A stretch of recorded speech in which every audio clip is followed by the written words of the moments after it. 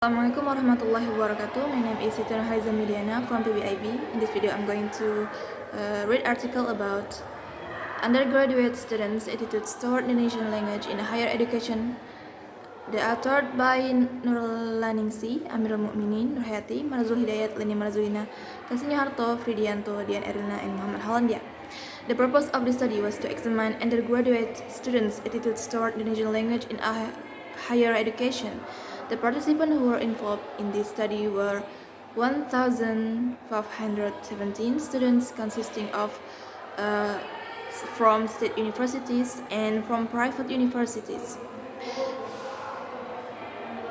The state universities are Sriwijaya University and RADEN FATAH State Islamic University. The researchers used proportion sampling technique to select the participants for the study. Proportion sampling is a non-probability sampling method where the researchers select participants based on specific criteria that are relevant to the research question. In the study, the criteria were being an undergraduate student at one of the selected universities and willing to participate in the study. The data was collected using a questionnaire with 30 statements using a Likert scale. The researchers used statistical tests to analyze the data and found no difference in students' attitudes at public and private universities toward Indonesian. They also categorized students' attitude towards Indonesian based on three aspects of language: loyalty, pride, and awareness toward the Indonesian language norms. Finally, the researchers calculated the general language attitude category. The data analysis showed that students' attitudes toward Indonesian were generally good, and there was no significant difference between students from public and private universities.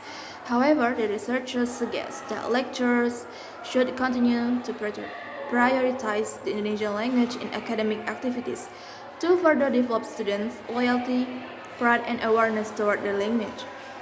The findings showed that students generally had positive attitudes toward Indonesian, and there was no significant difference between students from public and private universities. However, the researchers suggest that lecturers should continue to prioritize the Indonesian language in academic activities. The conclusion of the study is that students' attitudes toward the Indonesian language from public and private universities in Indonesia were generally positive.